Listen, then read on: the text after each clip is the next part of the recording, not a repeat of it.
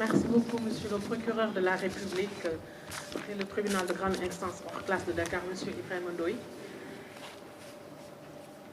Maintenant, nous allons passer la parole à Monsieur El Hadj Alioune Abdoulaye Sylla, procureur de la République financier du pôle judiciaire financier.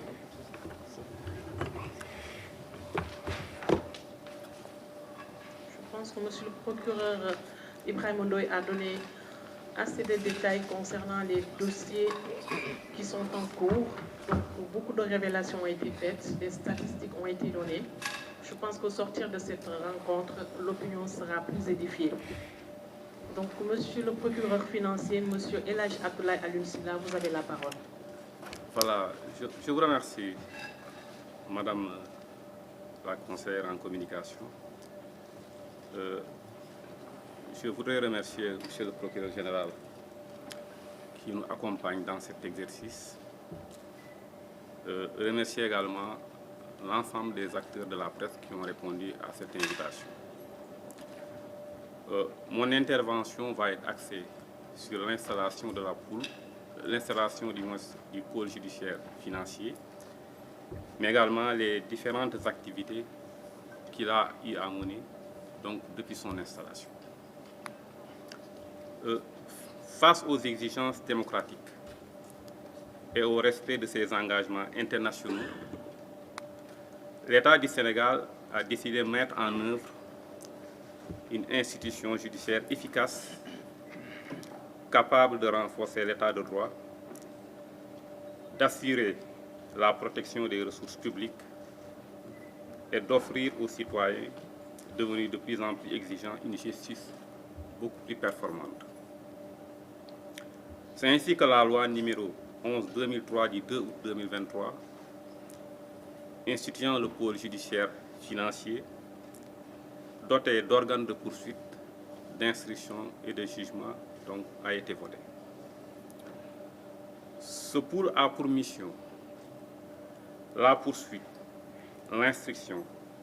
et la répression des infractions à caractère économique et financier, comme le blanchiment de capitaux, le financement du terrorisme, la corruption et les actes assimilés, sans oublier les trafics de tout genre. Il est animé par des magistrats qui disposent d'une compétence sur toute l'étendue du territoire national. Le pôle judiciaire financier a, au sens de l'article 773.93 du moins du Code de procédure pénale, une compétence concurrente à celle des juridictions de droit commun. Mais il a également une compétence exclusive pour la poursuite des infractions à caractère économique ou financier prévues par l'article 677-94. Depuis son installation, le 17 septembre 2024, le pôle judiciaire financier a ouvert plusieurs enquêtes. Parmi ces enquêtes, certaines ont été confiées à la section de recherche de Dakar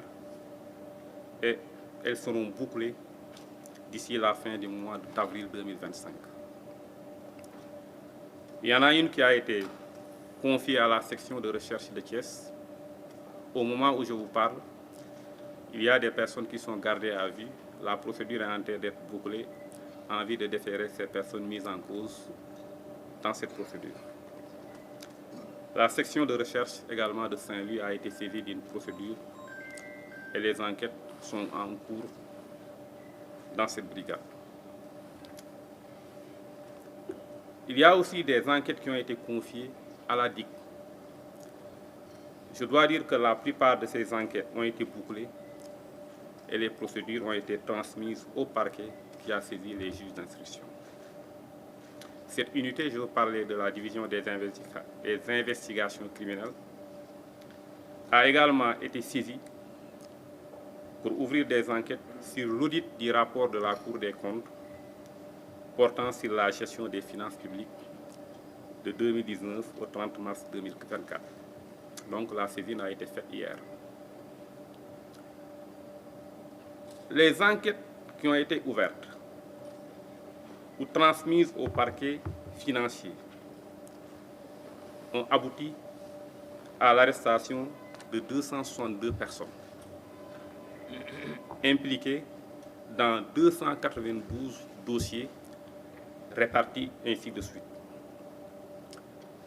Il y a eu 142 procédures venant des unités d'enquête,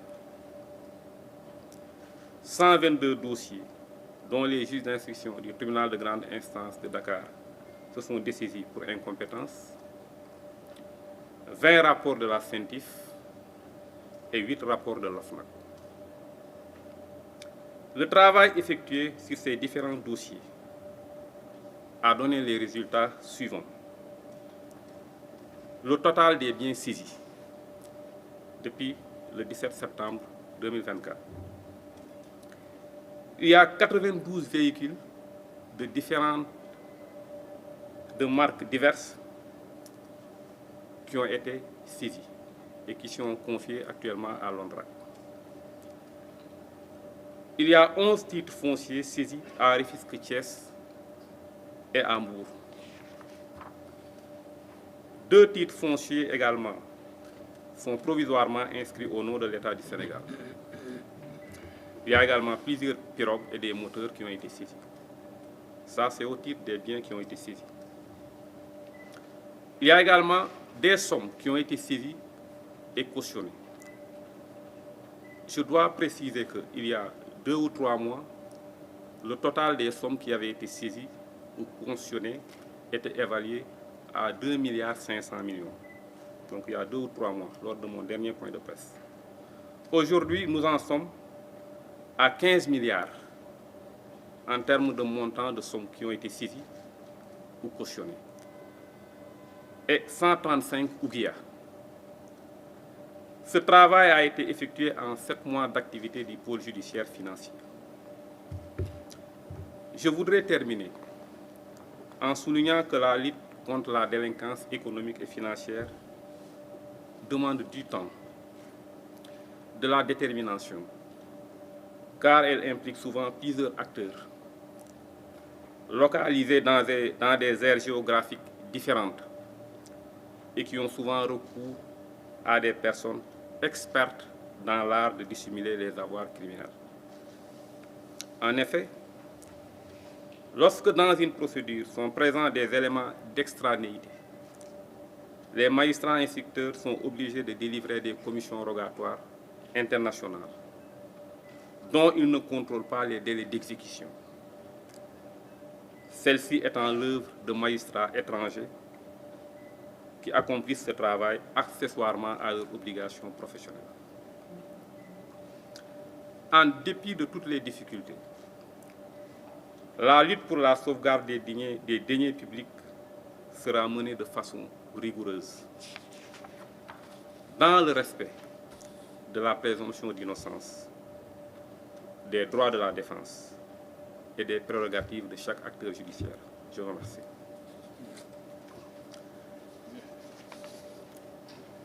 mbokk yi maa ngi leen di nuyu ci seen tur ak seen sant di remercier monsieur le procureur général moom mi nga xam ne moo ñu gunge ci waxtaan bi di remercier également l'ensemble des acteurs de la presse yi nga xam ne ñu ngi fi teew. Sénégal kat dafa nekk réew moo xam ne réewum démocratie la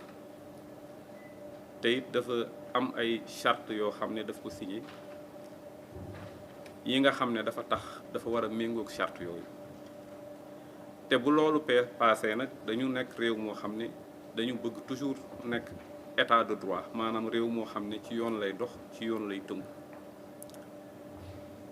loolu ñu dolli ci ne boo nekkee état de droit da ngay bëgg toujours di préserver li nga xam ne mooy koom-koomu réew mi alalu réew mi nga di ko saytu di ko protéger loolu moo tax kilifa yi suñu kilifa réew yi bi ñu demee ba diir ñu jàpp ne maanaam lépp loo xam ne pour xeex mbirum ger walla loo xam ne dafay salfaañe alalu réew mi pour ñu xeex ko xeex bu efficace dañuy jël benn branche boo xam ne nii dañu fay teg ay magistrats yoo xam ne seen spécialité seen liggéey moo nekk di xeex loolu di ko càmbar di ko topp ngir ñi koy def ñu mën leen a teg ci yoon alalu réew mi ñu mën koo delloosi ci gafaka réew mi loolu moo tax ñu voté la loi sur le pôle judiciaire financier pôle boobu nag li ko tax a jóg wax naa ko léegi mooy topp képp kuy nasaxal alalu réew mi walla alalu jàmbur yi pour que ñu àtte la maanaam ñu saytu ko ñu àtte la teg la ci yoon bu fekkee yoon daf la war a daan ñu daan la bu fekkee yoon daf la war a setal ñu setal la loolu nag bi ko yoon tegee am na ay compétences yoo xam ne pôle judiciaire financier bi dafa am ñu bokkal ak yeneen naataangoo tribunaux yi nga xam ne ñoo fi nekk ak procureur yi nga xam ne ñoo fi nekk ñoom lañ fi fekk waaye am na itam ay pàcc yoo xam ne ci pôle judiciaire bi rek lañu ko féetale nga xam ne ñoom rek ñoom ñooy topp loolu moo tax bi ñu installé pôle bi depuis le 17 septembre 2024 enquête yu baree bari jot nañ ko ubbi am na ci yoo xam ne ñu ngi ko confié woon section de recherche yooyu yi nga xam ne ñoo ci des enquête yooyu dinañu ko boucler fii ak weeru avril bii di dee bu neexee yàlla am na ci bu ñu joxoon section de recherche Thiès boobu fii ak suba dinañu ko boucler ndax fii mu ne nii am na ñoo xam ne ñu ngi leen téye ngir loolu am na bu ñu joxoon section de recherche également bu Saint-Louis ñu ngi ci liggéey boobu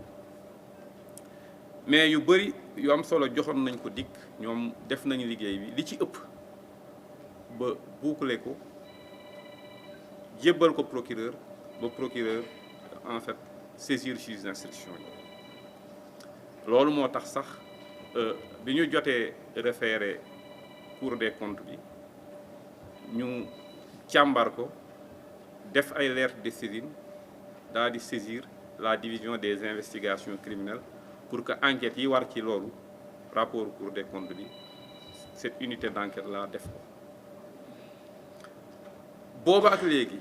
maanaam bi ñu installé pôle bi ak léegi jàppagum nañu fi lu mat 200 nit ak juróom-benn fukk ak ñaar ñu indi leen présenté leen procureur ñu jébbal leen ci juge d'instruction wala ñu àtte leen nit ñooñu ñu arrêté ñëpp nag ñu ngi leen arrêté ci lim bu mat 300 dossiers yoo xam ne manqué na juróom-ñett yoo xam ne depuis bi ñu installé pôle bi ba léegi pôle bi traité na dossier yooyu maanaam 200 dossiers ak juróom-ñeent fukk ak ñaar traité nañ ko bi ñu installé pôle bi ak léegi 200 dossiers yooyu ak juróom-ñeent fukk ak ñaar mu ngi tëddee nii am na 100 ak ñeent fukk ak ñaar yoo xam ne mu ngi jóge ci unité d'enquête yi am na 100 ak ñaar fukk ak ñaar yoo xam ne ñu ngi jóge ci juge d'instruction tribunal de grande instance parce que dañu jàpp ne dossier yooyu dañ leen ko jox mais du seen compétence donc ñu yónnee ko pôle bi am na ñaar fukki rapport scientifique yoo xam ne jot nañu ko am na 8 rapport OFNAC yoo xam ne it jot nañ ko yooyu yëpp li ci war yoon def na ko pôle judiciaire bi mu ngi ci yi ci ëpp jébbal nañ ko juge d'instruction yi ñu ngi def seen liggéey dossier yooyu yëpp nga xam ne jot nañ ko nag te topp ko lii résultat yi lañu ci am ci juróom-ñaari weer yooyu am na juróom-ñeent fukk ak ñaari oto yoo xam ne saisir nañ ko am na fukki titre foncier yoo xam ne ñu ngi nekk diggante Rufisque Thiès ak Mbour yoo xam ne également saisir nañ ko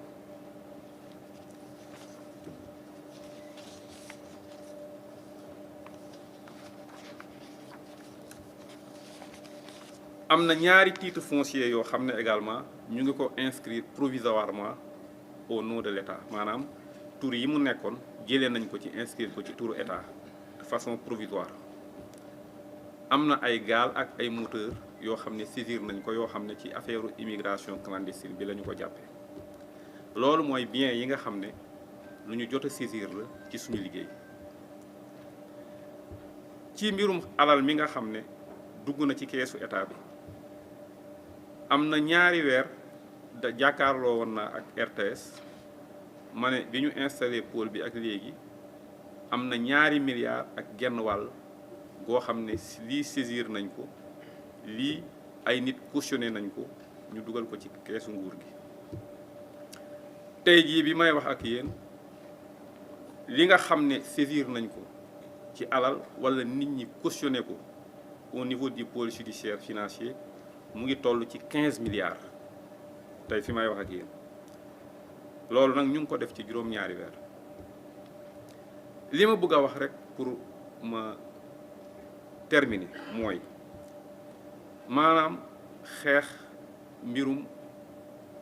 délinquance économique et financière luubal dafa nekk loo xam ne dafa laaj tuuti temps waaye dafa laaj itam ñi nga xam ne ñoom la ñu dénk lool ñu am taxawaay bu mat sëkk ndax ñi nga xam ne ñoom la ñuy topp duñu kenn ñaar duñu ñaar ñu bari lañ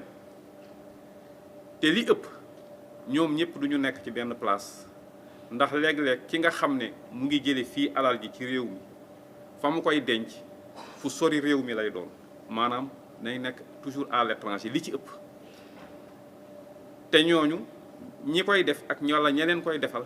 dafa doon ñoo xam ne seen xam-xam dafa màcc ci denc alal ju ñu luubal waaye nag loolu yëpp tax na ba élément yooyu nga xam ne xaalis yooyu dañ nga xam ne dañu koy luubal denc ko bitim réew lii mën a tax ñu jot ci mooy juge d'instruction yi il faut ñu liggéey ak juge d'instruction yi nga xam ne ñu ngi nekk ci bitim réew pour ñu jàppale leen ci liggéey bi maanaam pour mën a récupérer maanaam gis ba pare récupérer alal yi nga xam ne mu ngi nekk bitim réew ñooñ nag wax dëgg yàlla ay juge d'instruction yoo xam ne lañ ñu ngi nekk ci bitim réew ñooy def seen liggéey te ñun mënuñu leen a forcer donc loolu moo tax léeg-léeg it dina xaw a jël tuuti temps mais jafe-jafe yooyu ak nu mu mënti mel ak nu mu mën a toll li nga xam ne moo tax ñu teg ñu fi mooy ñi xeex maanaam saytu alalu réew mi sàmm ko ñoŋal ko dinañu ko def ak ni mu ware ak détermination bi nga xam ne moo ci war ak pas-pas bi nga xam ne moo ci war luñ ci mën a def it nag dinañu fexe lépp ñu teg ko ci yoon maanaam lépp luy àq ak yelleef nit ñi nga xam ne ñoom la ñuy topp dinañ leen koy respecter lépp luy àq ak yelleef différents acteurs yi nga xam ne ñu ngi intervenir ci procès yooyu aussi loolu dinañu leen ko fexe ñu respecter leen ko maa ngi leen di gërëm di leen sant merci beaucoup. Merci beaucoup, Monsieur le procureur de la République financier, Monsieur El Hadj Alioune Abdoulaye Sylla. Je pense que Monsieur le procureur général, vous pouvez reprendre votre place qui vous était dédiée de revenir pour répondre à cette question. Afin de vous redonner la parole. Okay. Le procureur financier est revenu sur les statistiques depuis l'installation du pôle judiciaire. Et en 7 mois d'activité, comme il a dit tout à l'heure, 92 véhicules récupérés, 11 titres fonciers situés entre Dakar et Rufisque, 2 titres fonciers inscrits sur les titres de l'État, plusieurs pirogues et en espèces 15 milliards. Je pense que du travail a été fait et le travail va continuer. Donc, Monsieur le procureur général près la Cour d'appel de Dakar, Monsieur Mbacké Fall